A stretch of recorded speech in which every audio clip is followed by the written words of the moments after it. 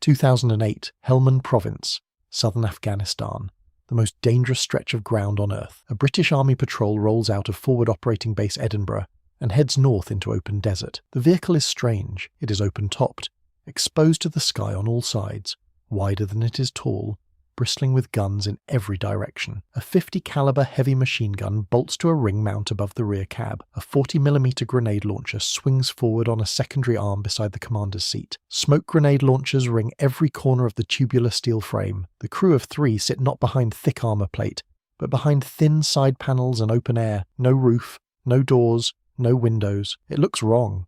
It looks fragile. It looks like the kind of vehicle you would design if you wanted to get your soldiers killed. Within 12 months, that machine would be deployed in operations across all of Helmand Province, purchased by American Delta Force, adopted by Australian and Danish and Norwegian Special Operations units, and credited with giving British infantry a firepower and mobility advantage that nothing in the previous fleet could match. Within 3 years, it would become the signature patrol vehicle of every British cavalry regiment sent to Afghanistan. Within 16 years, it would still be entering production in a 3rd generation, serving in Poland and Mali and Ukraine. Its name was the Jackal, built on Supacat's High Mobility Transporter 400 platform, and it was Britain's most controversial, most debated, and most effective light combat vehicle of the modern era. To understand why the Jackal existed, you need to understand the vehicle it replaced, and the scandal that made replacement unavoidable, the Land Rover Snatch. Designed in 1992 for Northern Ireland street patrols, it weighed under 5 tons and offered protection rated against pistol rounds and low-level fragmentation.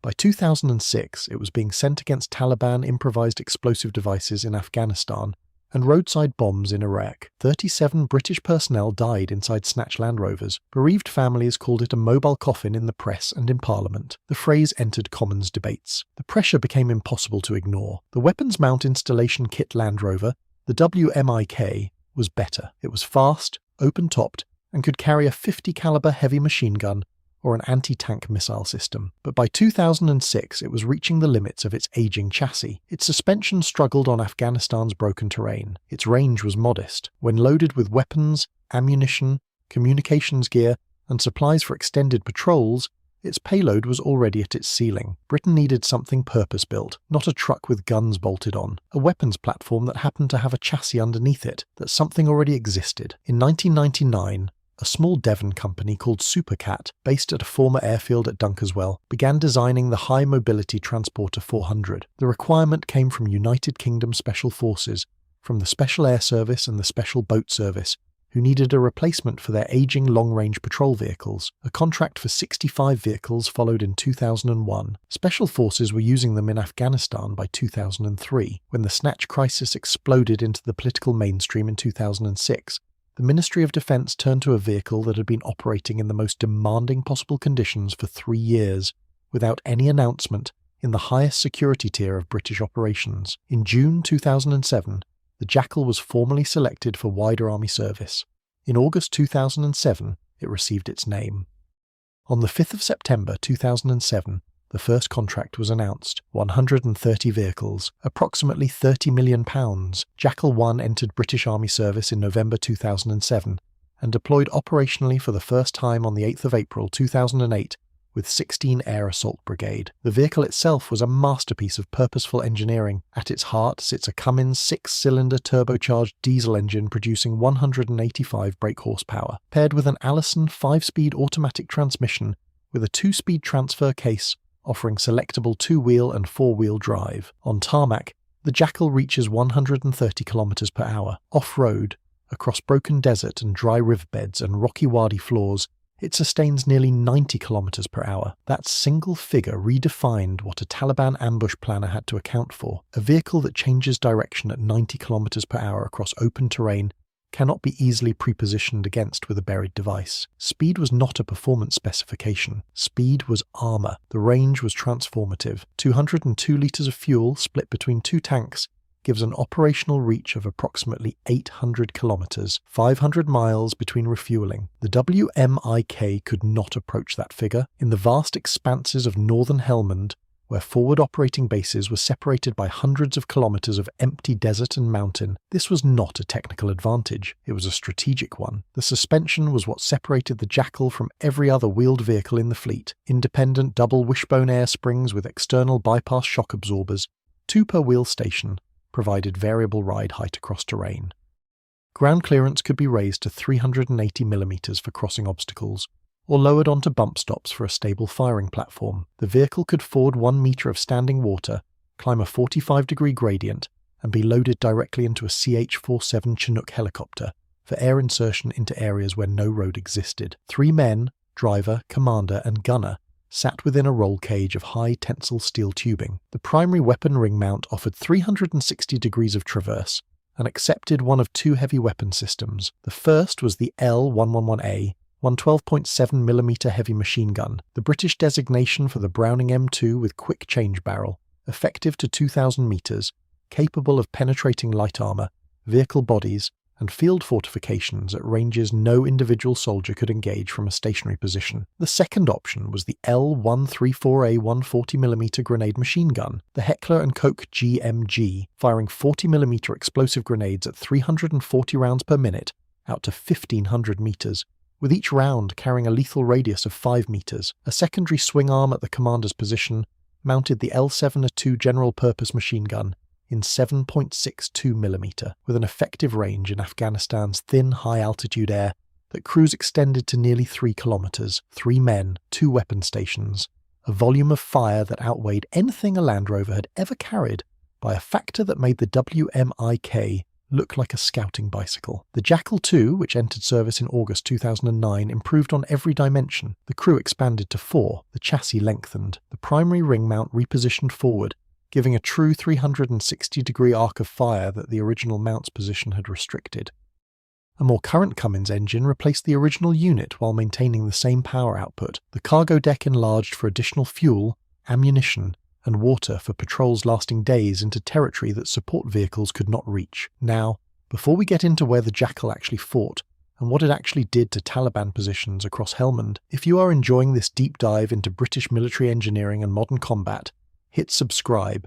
It costs nothing, takes 1 second, and helps the channel produce more of this content. The Jackal's primary combat theatre was Helmand Province, 2008 to 2014, and the unit that defined its use was the Brigade Reconnaissance Force. The Brigade Reconnaissance Force was a self-contained mobile strike element, typically numbering around 100 soldiers mounted in 26 Jackals alongside support vehicles. It answered directly to brigade headquarters, no battalion commander, no fixed axis of advance, no slow-moving supply column tied to a predictable road. It could range freely across the entire Task Force Helmand area of operations, covering terrain that armoured vehicles could not reach, and striking Taliban supply lines and positions from directions that no static enemy intelligence network could anticipate. The Pathfinder platoon of 16 Air Assault Brigade was among the first to take the vehicle into contact. These were soldiers trained to operate days ahead of the main force, without air support in the opening hours, in terrain that required both the firepower to survive discovery and the mobility to exploit surprise. The Jackal gave them both. In November 2009, a patrol from the Blues and Royals, the armoured cavalry element of the Household Cavalry Regiment, was operating south of Musa Qala when a Taliban machine gun crew opened fire from a fortified compound. Corporal of Horse Craig Harrison dismounted from his Jackal, established a prone firing position, and engaged the threat. He killed 2 Taliban gunners consecutively at 2,475 meters, 2,707 yards, using the L115A3 long-range rifle. It was, at that moment, the longest confirmed sniper kill in the history of recorded warfare. Harrison had not used his Jackal to escape the contact. He had used it to fix his crew in position, lower the suspension for a stable platform, and allow 1 man with a rifle to end a firefight at a distance the enemy could not have imagined was possible. On the 14th of September 2012, Taliban insurgents breached the perimeter of Camp Bastion in a coordinated night assault, destroying aircraft on the flight line and killing 2 United States Marines. The RAF regiment's quick reaction force responded immediately in Jackals, driving into total darkness toward explosions and sustained automatic fire. Sergeant Roy Geddes led his team directly into the attack. His Jackal was struck by a rocket-propelled grenade. The entire crew were wounded. Geddes took fragmentation in both knees. He continued to direct the battle, rallied his team under fire, identified and neutralized 5 insurgents across the airfield perimeter, and refused medical evacuation until his commanding officer ordered it at first light. He was awarded the Military Cross. It was among the very few awarded to RAF personnel for Afghanistan service. Across 3 years of Operation Panther's Claw, Operation Mushtarak, and the grinding clearance of Sangin, Nadali and Babaji district, British cavalry regiments used Jackals to cover ground that armoured vehicles could not reach, and to engage the Taliban at ranges and speeds that infantry on foot could not sustain. The Light Dragoons, the Queen's Dragoon Guards, the Royal Scots Dragoon Guards, the Royal Dragoon Guards, 40 Commando and 45 Commando Royal Marines used the Jackal II in the open desert flanks of amphibious and airmobile operations. The Special Forces Support Group operated them on classified strike missions, alongside the SAS and SBS that were never publicly reported. The RAF regiment used them as rapid response vehicles on every major base in theatre. The vehicle was not without loss. At least 13 British soldiers were killed in Jackal improvised explosive device strikes within the first 16 months of operations alone. Bereaved families, journalists, and members of Parliament challenged the Ministry of Defence directly. They questioned whether placing speed above armour in a war dominated by buried explosives was a doctrine or a gamble. The Ministry of Defence acknowledged the losses while maintaining that the Jackal's mobility, properly used in open terrain, provided genuine survivability that heavier vehicles could not replicate in the same environment. Progressive protection upgrades followed. The Jackal II added a steel cab reinforced against fragmentation and improved underbelly armour. The Jackal II-A, ordered in 2010, incorporated integrated mine blast plating and improved energy attenuation seating designed to reduce spinal injury in blast events. The argument was never fully settled. It did not need to be. The vehicle remained in service.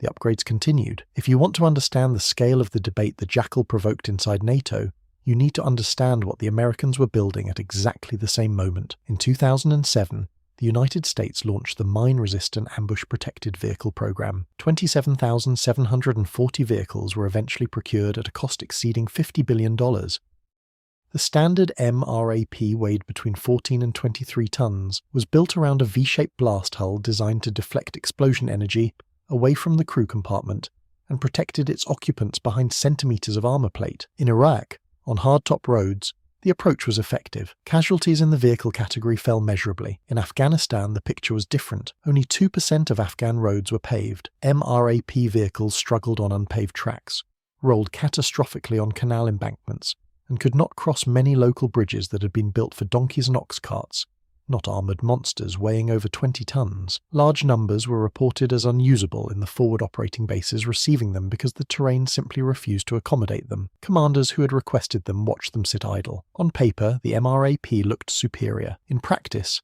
in the open desert and mountain terrain that covered much of Helmand Province, the Jackal offered an operational capability the Americans could not match with anything in their inventory. A 4-vehicle Jackal patrol could range 800 kilometres on a single fuel load, strike a Taliban command node in northern Helmand before dawn, and be back behind friendly lines before any pursuit could organise. A 20-ton armoured vehicle could not follow. A Taliban intelligence network built around observing predictable road patterns could not track a vehicle moving at 100 km per hour in any direction it chose. The honest truth was that neither doctrine was complete. In the irrigated green zone of central Helmand, where canals and compound walls forced vehicles onto narrow, predictable tracks regardless of their speed, the Jackal's mobility advantage evaporated, and its light protection became a genuine liability.